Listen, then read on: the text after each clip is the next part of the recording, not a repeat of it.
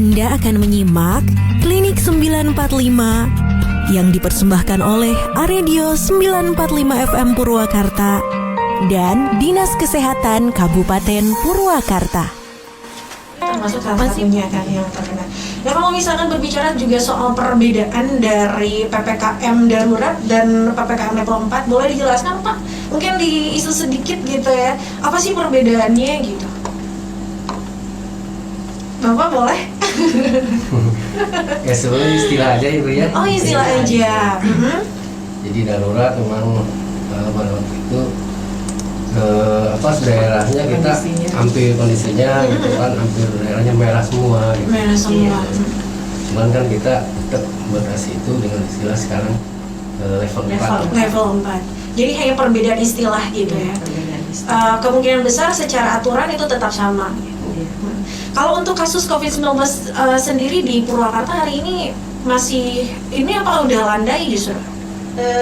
Kalau untuk kasus itu nanti bisa dilihat di IG-nya Diskominfo. Itu gitu. sangat jelas ya. Daerah-daerah yang memang merah ya, misalnya resiko tinggi ya. Cuma memang untuk hari ini, hari kemarin saya melihat itu cuma 2 yang oranye dari 17 kecamatan. Cuma 2 yang oranye, itu Sukasari dan Kiara Pedes. Yang lainnya merah. Yang lainnya merah. Wow. Justru tidak ada yang hijau kan hari ini? Kalau kemarin sempat ada hijau ya di Sukasari, kemudian Kiara Pedes. Gitu ya. Sekarang justru orange ya. Orange. Wah, mudah-muhahan tidak sampai merah ya Bu ya. Ya, jadi masih fluktuatif gitu ya. Pasti. Apalagi kemarin kan kita menghadapi yang Idul Adha itu. Jadi sebelum Idul Adha sudah ada yang zonanya udah hijau. Sukasari ya, sudah nol. Tapi ternyata dan Kiara Pedes itu ya. Tapi ternyata ada lagi. Karena memang ini keterkaitannya dengan ada orang yang tiba-tiba datang ke Purwakarta bisa seperti itu. Dan memang prokes masih belum ini sih ya, masyarakat Purwakarta itu saya lihat di pasar-pasar, kemudian kalau untuk di mal-mal mungkin ada yang ini ya, jagain lah ya istilahnya gitu ya. Kalau di pasar-pasar atau di jalan-jalan, betul. Saya lihat ya Allah masih ada yang belum memakai masker. Nah itu dia, jadi memang ada sebagian yang katakanlah kalau misalkan cuci tangan kita nggak tahu ya dia tuh rajin apa enggak, tapi dengan sesederhana pakai masker, iya betul, yang bisa terlihat ya, bisa gitu. Terlihat betul. Ini juga udah kayak jarang gitu ya, kita malah aneh kalau nggak pakai masker Bu sekarang. Tadi juga Papa kasih ya, lupa ya, pas udah habis makan keluar langsung balik lagi, kenapa Pak? Lupa pakai masker. Jadi benar-benar langsung kayak kita yang orang perempuan pakai jilbab gitu ya. Kayak yang bulinggir lah bahasa Sunda. Iya, dan memang ini karena udah kebiasaan ya. Betul, karena kalau sudah kebiasaan kita sudah ya seperti style aja Bu. Kalau misalnya nggak pakai masker deh, astagfirullah gitu. Dari langsung aware gitu. Iya, karena udah jadi kebiasaan. Nah, kaitannya dengan tadi adanya peningkatan ya kan di kasus COVID-19 di Purwakarta, memang itu juga salah satunya adalah karena adanya ya kemarin Idul Adha ya Bu ya. Mungkin ini hanya sekedar opini kita, Idul Adha mungkin kita. Iya gitu, karena mungkin apa yang nggak merasa kok aku, atau mungkin yang lain ya. Jadi adanya peningkatan yang kemudian akhirnya seharusnya ini menjadikan kesadaran kalau misalkan kita tuh harus melakukan yang namanya isolasi ketika sudah keluar kota misalkan, atau juga sudah melakukan atau bahkan terjangkit ya Bu ya, terjangkit yang misalkan gejalanya ringan, ini harus isolasi nih Al-Family, terutama isolasi mandiri. Nah kalau berbicara soal isolasi ini Bu, ini mungkin juga masyarakat udah sering mendengar istilah isolasi, tapi kalau misalkan dijelaskan secara medisnya ini isolasi itu apa sih Bu? Sebenarnya kan ada 2 ya, yang tadi disebutkan sama Mbak Mika itu kan orang yang baru keluar, tapi kita belum tahu kan dia terpapar atau tidak, karena belum ada gejala. Itu kita bisa membedakan jadi antara karantina dan isolasi. Oh, justru ada 2 ya? Iya, ada 2. Betul. Jadi kalau karantina itu sebenarnya membatasi kegiatan ya, atau memisahkan orang yang tidak sakit ya, tetapi bisa saja kemungkinan terpapar gitu ya. Itu karena tadi yang kata Mbak Mika itu mungkin dari luar kota, kan kita nggak tahu ya. Atau riwayat kontak, jadi dia pernah kontak erat gitu dengan yang penderita COVID seperti itu. Nah itu jadi bedanya kalau karantina itu memang disebutnya upaya memisahkan seseorang yang terpapar COVID ya, baik dari riwayat kontak atau riwayat bepergian yang telah terjadi transmisi komunitas ya, tapi belum menunjukkan gejala gitu, gejala apapun. Jadi misalnya saya nih misalnya gitu ya, saya terkonfirmasi COVID. Iya. Kemudian saya Berkomunikasi, berkomunikasi dengan ngobrol, mereka, saudara. tapi tidak menggunakan masker. Itu namanya kontak erat. Kontak erat, betul. Dan akhirnya dia harus dikarantina. Iya, supaya apa? Tujuannya kan supaya mengurangi risiko penularan. Kita kan belum tahu. intinya untuk memisahkan aja Bu. Jadi untuk memisahkan orang yang sakit dengan ini dengan yang sehat. Tujuannya untuk membatasi penularan gitu. Oh gitu. Ya. Karena yang sudah terjangkit dia isolasi. Ya, Ya. kalau yang isolasi itu memang yang Terkena. benar-benar sudah terkonfirmasi seperti itu. Jadi sudah benar-benar sakit gitu dan membutuhkan perawatan Iya. COVID. Nah, ini yang mungkin di masyarakat semuanya mau pakai istilah isolasi. Aku mau isolasi, padahal dia tuh baru keluar kota. Kemudian juga setelah keluar kota, misalkan aku mau isolasi nih, sadar diri. Nah, ternyata istilahnya bukan isolasi ya. Karantina mandiri. Istilahnya adalah karantina mandiri family gitu. Tapi kalau misalkan family sudah memang menunjukkan dan sudah dikonfirmasi gitu kan bahwa family betul. terpapar, ini baru isolasi gitu. PCR-nya Isolasinya, sudah positif ya. nah isolasinya bisa mandiri ataupun juga dilakukan secara di ini rumah ya. isolasi. Ya, Nah, disediakan itu. yang sudah disediakan, betul. Nah, kalau misalkan isolasi mandiri sendiri nih, ini di rumah misalkan, itu boleh nggak sih gitu? Sebenarnya boleh saja kalau memenuhi syarat ya. Kalau apalagi sekarang tuh klasternya itu klaster keluarga rumah gitu. tangga ya. Keluarga. Oh. Jadi memang kalau misalnya memungkinkan, kalau misalnya semua sudah terkena gitu ya, terpapar, terkonfirmasi ya isolasi mandiri di rumah saja. Oke. Dan itu pun memang ada beberapa syarat sih ya untuk rumah gitu ya, rumah yang bisa dijadikan isolasi mandiri ya di rumah ya, di rumah sendiri. Jadi memang sudah harus ada ventilasi, jendela gitu, karena untuk pertukaran udara. Jadi memang tidak sembarangan ya? Iya. Oke. Bila memungkinkan, kalau misalnya tidak memungkinkan, di Kabupaten Purwakarta itu menyediakan rumah isolasi. Iya.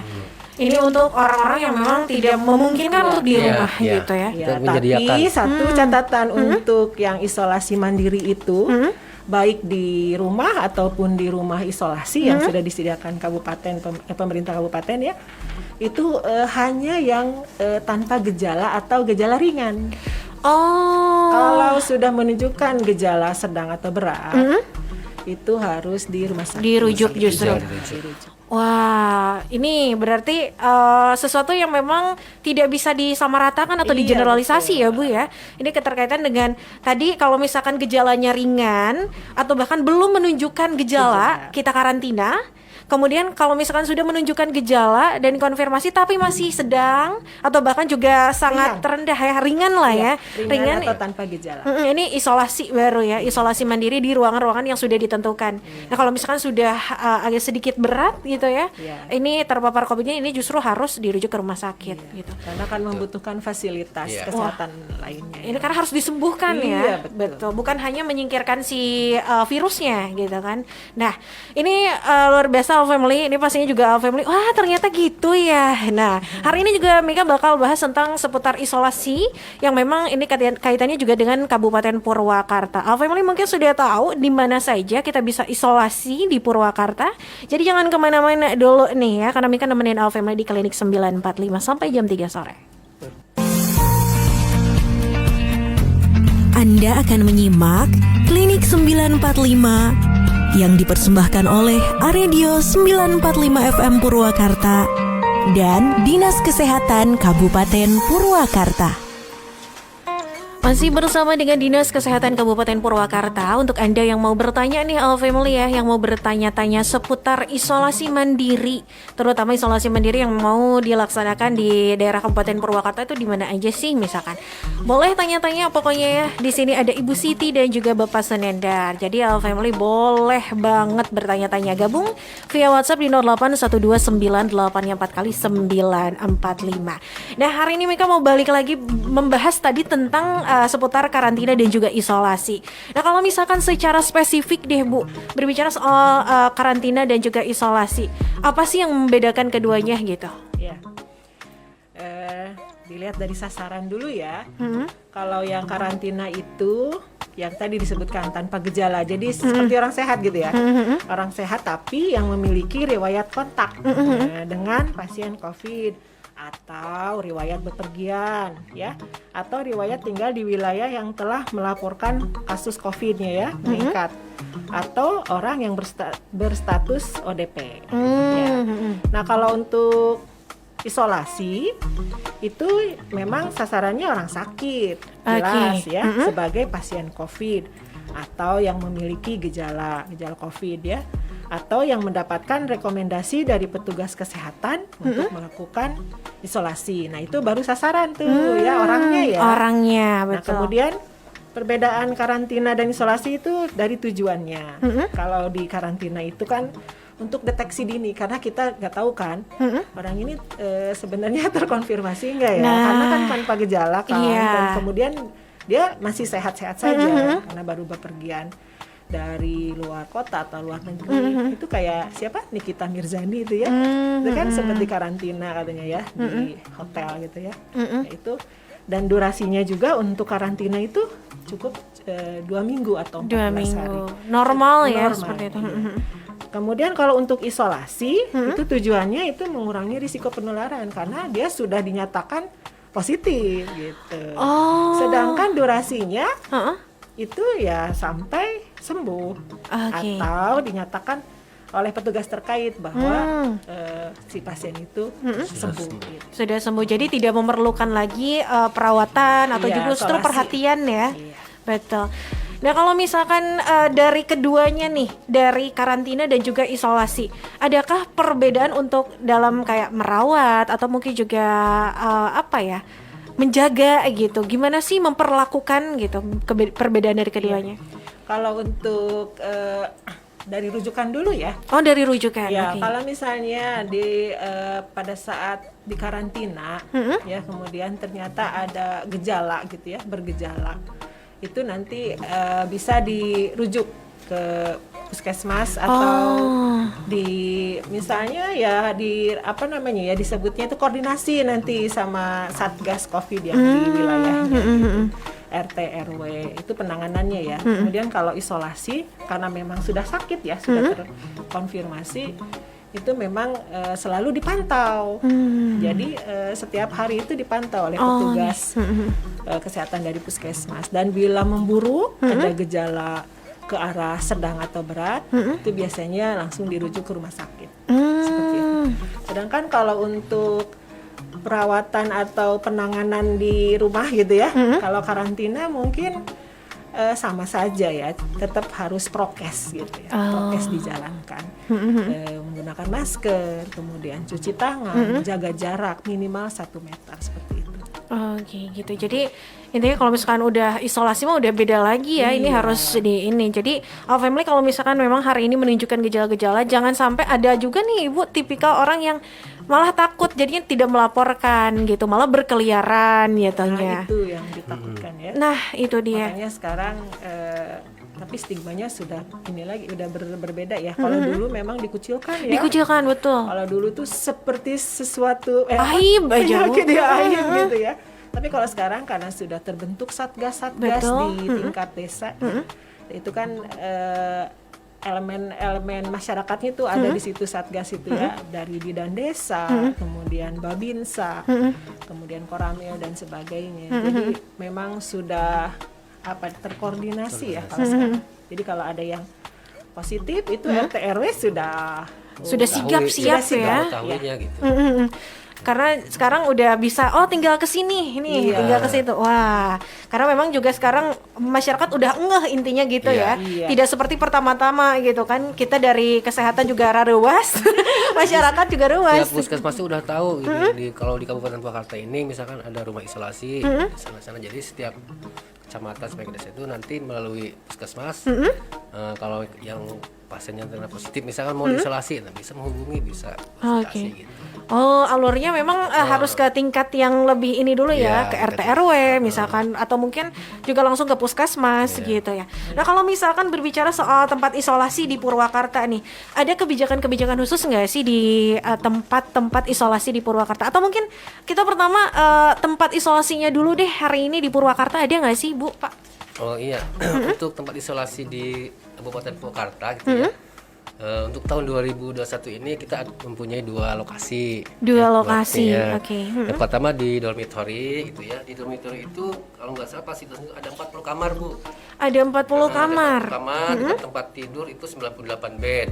Ya. Wah. Nah, di sana ada petugas-petugasnya komplit, ada petugas kesehatannya lah gitu. Ada dokter, ada perawat gitu kan, ada bidan, ada tenaga administrasi, ada tenaga sanitarian, semua komplit sesuai dengan SOP gitu ya. Jadi di sana kita dengan sistem pelayanan yang Sudah ini. terjamin ya. Gitu. Nah, untuk di dormitory ini sampai dengan tanggal 26 Juli itu baru ada 13 orang yang di sana, Bu. Ya, tempat tidur itu terdapat 13 orang. Jadi kita masih kalau memang masyarakat ada yang mau misalnya isolasi, kita masih menerima di sana gitu ya. Oke, jadi memang ini masih banyak ya ini. Kalau misalkan lokasinya di alamatnya mungkin? Jadi itu, Bu, di Bungursari, Kecamatan Bungursari. Oh, Kecamatan Bungursari gitu. Dan ada lagi tadi? Satu lagi di wisma isolasinya di Finis Spencer ya. Ya di situ. Nah, di sini ini baru diresmikan kemarin tanggal 12 12 Juli. Juli. Ya, di sana cuma ada 17 kamar. 17 kamar. Tempat tidurnya ada 35, Bu. Gitu ya. Di sana juga sama fasilitasnya seperti dengan di Story gitu. Silakan dimanfaatkan oleh masyarakat Purwakarta ya. Oke. Ini sekarang ada 2 ya. Yeah. Ada 2 tempat isolasi mandiri di Kabupaten Purwakarta gitu. Nah, kalau berbicara soal tempat kan sudah ada. Kemudian alurnya seperti apa sih untuk misalkan masyarakat tuh saya mau di dormitory anggrek misalkan. Ini harus bagaimana dulu nih, Bu? Ya. Pertama itu kalau untuk alur rujukan ke rumah isolasi mandiri itu, yang pertama harus digarisbawahi adalah gejalanya ya. Gejalanya. Tanpa gejala dan gejala ringan. Jadi yang nanti diterima di rumah isolasi itu yang tanpa gejala atau gejala ringan saja. Oke. Sedangkan untuk gejala berat atau sedang itu harus ke rumah sakit. Gitu. Itu mah harus langsung berarti ya, Iya, harus dirujuk langsung. Setelah diketahui langsung dirujuk. Iya. Oke. Nah, untuk masyarakat, untuk level masyarakat ya, ini bisa diketahui alur rujukan itu, yaitu pertama kalau pasien terkonfirmasi COVID ya, itu bisa langsung lapor RT dan RW setempat. Kemudian nanti dari RT RW setempat itu langsung menghubungi Satgas COVID yang di desa atau kelurahan. Di desa, oke. Ya, atau bisa saja pasien atau masyarakat yang terkonfirmasi bisa langsung menghubungi puskesmas. Itu kita punya hotline puskesmasnya ya, Kak ya. Kita sudah share di IG Promkes ya, Instagram Promkes. Jadi bisa digunakan lah ya oleh masyarakat. Bisa Oke. menghubungi hotline. Atau misalnya bisa saja ke bidan desa atau satgas. Jadi Satgas satgas tadi langsung. sudah disebutkan kan, itu bisa dari bidan desa, Babinsa, Koramil. Jadi semua elemen masuk situ, masuk ke anggota satgas itu. Oke. Nah, setelah sudah satgas sudah tahu, itu kalau dulu itu didatangin ke lokasi Didatangin. ya, atau bisa melalui telepon. Telepon. Jadi Oke. mengecek ya, ngecek kondisi, kemudian obat-obatannya apa yang sudah tersedia. Kalau misalnya memang bisa isolasi mandiri dan pasiennya mau isolasi mandiri di rumah, ya silakan. Tapi kalau memang rumahnya tidak memungkinkan untuk isolasi mandiri, itu bisa nanti langsung satgasnya akan lapor. Jadi petugas kesehatan yang menjadi satgas yang di puskesmas itu lapor ke bidang P2P. Nah, bisa ke rumah isolasi ya. Atau kalau untuk gejala sedang dan berat itu langsung dirujuk ke rumah sakit. Nah, untuk alur penerimaan pasien COVID di rumah isolasi itu memang tadi ya hasil pemeriksaan swab harus jadi menunjukkan PCR positif gitu. Kalau Oke. cuma antigen nggak bisa.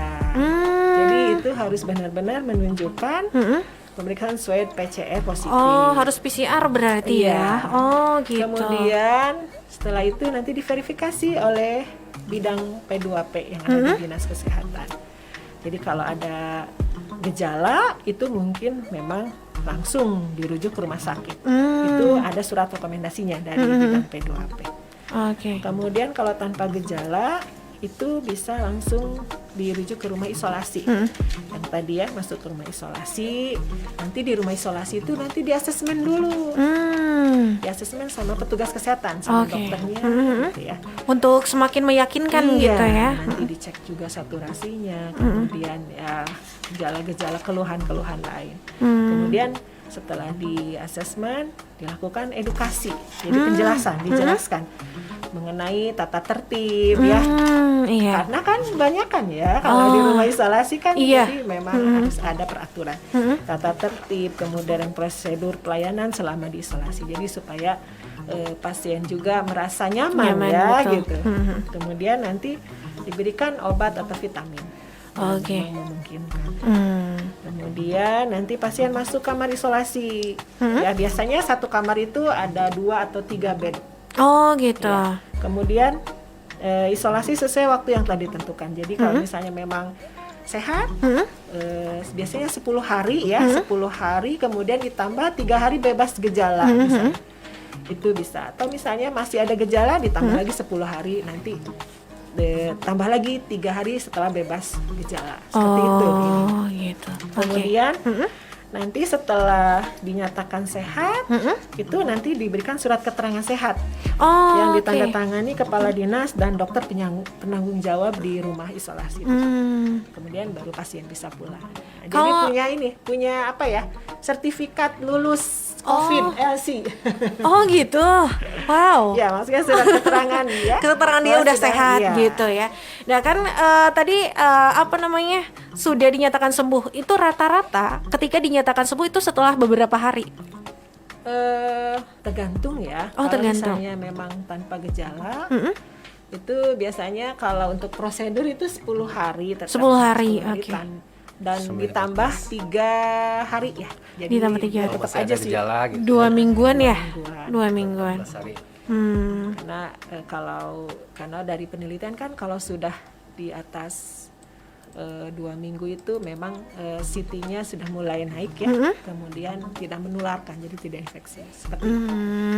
Gitu. Oh, jadi mungkin hanya perbedaan ruangan, gedung, atau mungkin juga perlakuan ya antara karantina dan juga ini dari segi waktu mungkin dilihat dari kondisi orang tersebut gitu ya. Nah kalau misalkan berkaitan juga dengan tempat untuk isolasi nih, ini kan ada 2 ya kalau sekarang di Purwakarta. Apa sih yang menjadi ukuran atau mungkin juga menjadi presentase? Oh ini layak nih untuk dijadikan tempat isolasi gitu loh. Sehingga yang 2 ini jadi layak nih gitu. Sebenarnya dari awal terjadinya pandemi ya, cerita dulu boleh ya? Oh boleh dong. Jadi kita itu awalnya nih ya, jadi rumah isolasi itu awal ada pandemi itu kan sekitar tahun 2019 akhir ya, Desember ya, sudah mulai ke Indonesia kan itu. Oh iya 2020 awal lah. Iya 2020 awal. Nah itu kita karena sudah ada pasien sekitar bulan Februarian ya, Februari apa Maret di Purwakarta. Maret ya kalau nggak ya. salah. 2020 tuh. Maret. Iya. Jadi Dinas Kesehatan memutuskan untuk mengadakan rumah isolasi. Nah, pertama itu di Wisma Mahkota Sehat itu di Maracang. Dulu yang bekas Puskesmas Maracang. Oh iya. Selama itu Bu dulu ya di Maracang. Oh awalnya di situ. Iya, Oke. awalnya di situ itu ada 17 tempat tidur. Oh oke. 17 tempat tidur. Kemudian ternyata kan mulai berkembang ya, kasusnya semakin meningkat. Jadi untuk kebutuhan rumah isolasi itu juga kan jadi bertambah ya. Jadi kita juga akhirnya Kepala Dinas memutuskan untuk mengembangkan rumah isolasi itu ke Hotel Aruni ya Pak ya? Ya, Oh, ke hotel. Hotel sempat Aruni. disewa juga butuh hotel Arumi yang di situ. Iya, iya. Oh, oke. Tapi Jadi cuma 4 bulan di Oh, Hotel Aruni itu sekitar Oktober sampai Januari 2021. Itu kapasitasnya itu ada 36 tempat tidur. 36 tempat tidur. Kemudian karena memang semakin banyak, akhirnya kita harus menyediakan rumah isolasi yang kapasitasnya lebih besar. Jadi Dinas Kesehatan menunjuk di Wisma Dormitory. Di Wisma Dormitory itu ada, tadi sudah disebutkan ya sama Pak Kasih, itu ada 98 tempat tidur. Itu mulai dari Januari 2021 sampai sekarang. Berarti ini yang terlama ya, cukup Iya. terlama. Kemudian ya ada juga di Hotel Prembis ya. Tapi ini sepertinya khusus karyawan ya, khusus pabrik ya. Oh, jadi memang mereka yang udah Iya, ini. jadi ini mah khusus karyawan itu ada 200 tempat tidur. Itu dari Oktober 2020 dan terakhir tanggal 25 Juli kemarin berarti. Oh, udah berakhir. Iya, udah berakhir. Berarti yang para karyawan yang ini di kemana?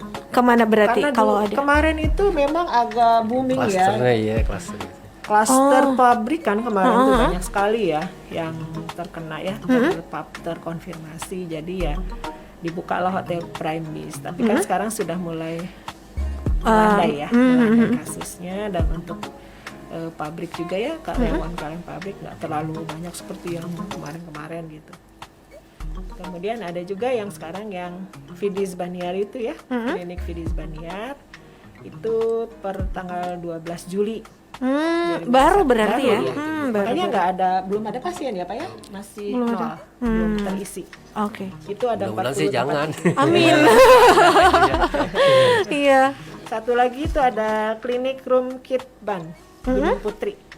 Oh, iya yang di itu. Iya, Iya. di Gunung Putri ya. Di klinik Gunung Putri itu ada 25 tempat tidur. Tapi itu menurut narasumber dari Yankesprim itu memang khusus untuk keluarga tentara. Oh, buat militer aja berarti ya. Memang tidak untuk masyarakat umum gitu ya. Wow. Di rumah isolasi di Kabupaten Purwakarta sejarahnya gitu. Tapi kalau sekarang cuma ada 2 yang masih beroperasi ya, di Dormitory dan Fidis Baniar. Kenapa keduanya dipilih, Bu? Dipilih mungkin memang sudah kontraknya ya. Apakah memang karena ruangannya memang sudah sesuai gitu? Mungkin karena memang kapasitasnya juga ya memenuhi. Waktu itu kan dormitory, karena kita butuh kapasitas Banyak, yang banyak. Itu, dan kemudian untuk Fidis Baniar mungkin dipilih dekat dengan perkotaan. Jadi kalau dormitory kan Iya, ke agak dalam. jauh betul. Seperti itu. Wow. Kalau sejauh ini berarti untuk dormitory sudah ada lulusan ya? Banyak lulusannya. Iya, kalau misalkan untuk Fidis Baniar belum ada lulusan. Dan Iya, mudah-mudahan jangan nambah lagi deh kalau bisa ya.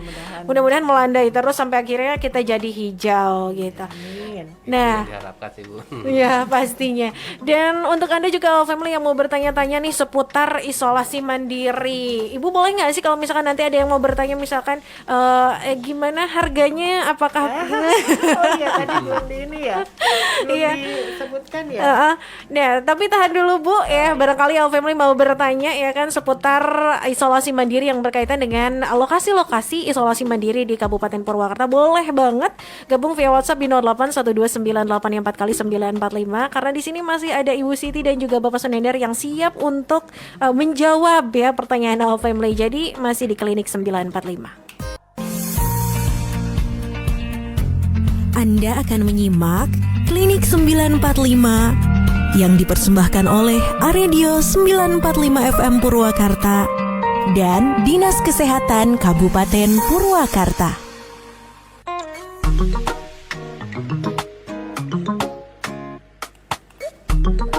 Untuk Anda yang mau bertanya boleh pisan Al Family di Klinik 945, masih ada sisa waktu 10 menit ke depan pastinya untuk nemenin Al Family di Klinik 945. Dan tadi kita sudah berbicara perihal ruang isolasi mandiri di Purwakarta.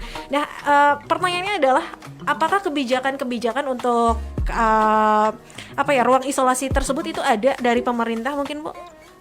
Iya. Untuk kebijakan tempat isolasi ini yang dari instruksi Gubernur ya Jawa Barat itu nomor 8 KS .01.Hukham tentang penyediaan tempat isolasi coronavirus disease 2019 atau COVID-19 desa atau kelurahan pada daerah kabupaten atau kota di daerah provinsi Jawa Barat. Jadi sudah mulai ke arah desa kelurahan ya. Oke. Jadi kalau dulu kan masih kabupaten ya. Kabupaten. Isolasi mandiri itu kan di kabupaten, itu yang tadi yang 2. Nah, kalau sekarang sudah ke arah Desa tempat isolasinya karena memang kan semakin banyak ya. Semakin banyak, betul. Semakin meningkat gitu ya kasusnya, sehingga ya terbitlah instruksi Gubernur Jawa Barat ini. Kemudian dari situ Bupati Purwakarta meluncurkan Instruksi Bupati Purwakarta nomor 1 tahun 2021 tentang penyediaan tempat isolasi coronavirus disease 2019 atau COVID-19 desa kelurahan di Kabupaten Purwakarta. Nah, ini jadi instruksi Bupati ini tentang penyediaan tempat isolasi ya. Isinya itu yang pertama itu ke-1 camat agar melakukan hal-hal sebagai berikut. Nah, ini jadi sudah mulai menekankan ke camat se-Kabupaten Purwakarta. Menyediakan sarana. Nah, sarana atau ruang serbaguna desa atau bala desa atau kantor desa atau balai pelatihan desa atau rumah layak huni yang memenuhi kaidah protokol kesehatan dan kaidah ventilasi udara yang baik dengan nilai standar udara yaitu di atas 12 ACH ya, dan prasarana tempat pusat isolasi COVID-19 desa kelurahan untuk pasien terkonfirmasi. Jadi sudah mulai menekankan ke camat se-Kabupaten Purwakarta ya, menyediakan sarana. Kemudian dalam hal pasien terkonfirmasi positif yang tidak ada gejala atau saturasi oksigen di atas 95%, dapat diisolasi di pusat isolasi COVID-19 desa atau kelurahan. Jadi karena kemarin kan sudah mulai ini ya, makin meningkat. Betul. Tapi semua ini ya kabupaten ya, sepertinya pada signifikan ya meningkatnya. Nah, betul. Ini dari awal Gubernur Jawa Barat membuat instruksi Gubernur, kemudian Bupati juga membuat instruksi Bupati Purwakarta ini per tanggal 23 Desember 2020. Bukan. Kalau untuk instruksi Bupati itu 15 Februari 2021. Ya. Kemudian selain menyediakan sarana, nah ini jadi bukan hanya sarana aja, tapi harus juga ada petugas kesehatannya. Petugas kesehatannya, ya. betul. Nah itu yang tadi sebutkan ada Satgas Covid-nya ya, itu jadi melibatkan bidan desa. Ya kemudian tadi menyiapkan petugas kesehatan yang bertugas pada tempat pusat isolasi Covid desa atau kelurahan untuk melaksanakan perawatan dan pemantauan terhadap pasien. Karena kan kalau isolasi kan sudah terpapar ya, terkonfirmasi. Iya, ya. betul. Jadi memang harus butuh penanganan. Iya, butuh perawatan dan pemantauan. Kemudian, nah ini juga petugas kesehatan juga nggak sembarangan. Mereka harus dilengkapi alat pelindung diri yang sesuai standar ya, betul. Sesuai standar WHO. Jadi nggak sembarangan. Tetap harus menggunakan alat pelindung sesuai standar WHO. Kemudian mensosialisasikan dan mengedukasi masyarakat mengenai pusat isolasi COVID desa atau kelurahan. Jadi harus sosialisasi ini loh, di kecamatan ini ada pusat isolasi desa atau kelurahan. Seperti itu harus disosialisasikan supaya masyarakat jadi tahu ya. Iya. Betul. Kemudian diktum yang keduanya itu dalam melaksanakan ketentuan pada diktum ke-1. Nah, camat juga harus berkoordinasi dengan unsur Koramil dan Polsek setempat. Jadi bukan hanya tugas sama camat aja. Jadi semua lintas sektor Terlibat semua. terlibat Terlibat semua. elemen-elemen di Tim gugus masyarakat. COVID lah di kecamatan. Ya, kemudian yang ketiga itu camat melaporkan pelaksanaan instruksi bupati ini kepada bupati selaku ketua Satgas Penanggulangan Kabupaten Purwakarta. Jadi harus ada laporannya. Seperti itu instruksinya. Nah, untuk penetapan pusat pemulihan pasien coronavirus itu ada Kepbub Purwakarta. Nomor 443 Cap 402 Dinkes 2021 ya tentang penetapan pusat pemulihan pasien coronavirus disease di Kabupaten Purwakarta. Ya ini yang tadi pengusulan rumah isolasi. Wah, Keputusan bupati. betul. Hukumnya gitu. Ya. Oke, jadi memang adanya isolasi ini tidak lepas dari pemerintah Kabupaten Purwakarta, tentu harus saja.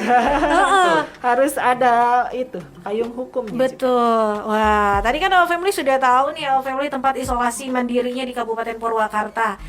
Sudah ada 2 sekarang ya, yang akhirnya bertahan itu 2, dormitory dan juga Fidis Baniar. Nah, tadi juga Mika sempat bertanya ke Ibu nih, perihal gimana kalau misalkan ada yang terjangkit COVID-19 mau isolasi mandiri nih, tapi kalau kesana bayar nggak ya? Bayar mahal nih kayaknya gitu. Nah itu gimana tuh Bu? Iya. Tadi belum dijelaskan ya, bahwasannya untuk rumah isolasi di Kabupaten Purwakarta yang dibiayai pemerintah itu 100% gratis, free. Gratis, Iya. oke. Jadi dari fasilitas yang disediakan itu dari makan itu 3 kali sehari, kemudian ada juga disediakan laundry. Wow. Jadi boleh nyuci sendiri, boleh laundry, tapi gratis, tidak dipungut biaya seperti itu. Oke, semua fasilitas bisa digunakan tanpa dipungut biaya gitu Tanpa ya. dipungut biaya. Wah, jadi kalau misalkan All Family pengen isolasi mandiri nih, tidak punya ruangan di rumah, tidak memungkinkan, ini bisa langsung ya. Yang punyanya ini udah jelas ya di bawah Kabupaten Purwakarta, maksudnya di bawah pemerintah Kabupaten Purwakarta gitu. Dengan alurnya tadi All Family bisa ke puskesmas dulu, atau mungkin juga langsung kalau misalkan lagi pemeriksaan mungkin ya Bu ya, ini mungkin akan langsung ditangani, atau mungkin juga langsung ke Satgas, itu bisa All Family gitu. Jadi yang terpenting adalah bisa memakai fasilitas ini karena untuk kenyamanan bersama dan juga kesembuhan sebetulnya. Iya betul. Jadi manfaatkanlah gitu ya. Betul. Nah, All Family bisa ya. Jadi jangan takut-takut dikira aib atau lain sebagainya. Takutnya, aduh aku nggak mau isolasi mandiri gitu ya. Apalagi misalkan takut bayar dan sebagainya. Enggak, ini gratis dan pastinya alurnya harus bener gitu ya, harus sampai gitu. Dan pastikan All Family positif. Tapi jangan pengen positif untuk menikmati fasilitasnya ya. Jangan All Family, kita mudah-mudahan sehat semuanya ya, doanya gitu. Nah, kalau misalkan itu kan tadi kalau kita isoman ketika sudah terjangkit ya. Ini nih mungkin ada salah satunya tips-tips ya dari Ibu dan juga Bapak untuk gimana sih caranya kita tetap menjaga kebugaran tubuh, mau itu yang lagi isoman ataupun juga karantina gitu. Iya. Enggak, Bapak kasih. Nanti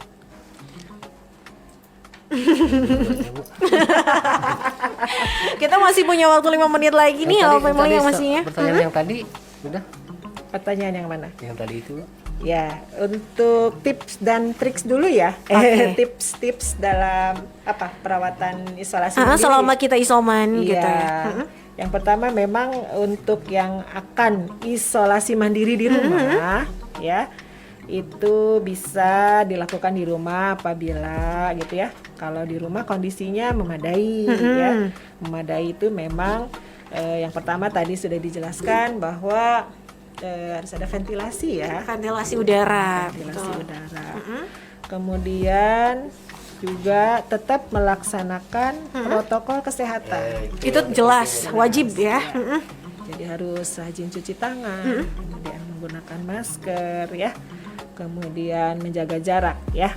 Kemudian untuk yang isolasi di rumah itu, dan makanan juga kan harus ini ya, makanan dan nutrisi pendukung gitu ya, harus diperhatikan juga ya. Jadi vitamin yang bisa dikonsumsi pada saat isoman itu nggak terlalu rumit ya. Itu kita hanya butuh vitamin C ya, minimal ya. Betul. Vitamin C, kemudian vitamin D dan zinc ya. Dan itu biasanya diberikan minimal 14 hari. Kemudian bisa juga dapat konsumsi vitamin yang ini ya, yang apa namanya kompleks ya. Ada CBE yang sekaligus mengandung zinc tentunya ya.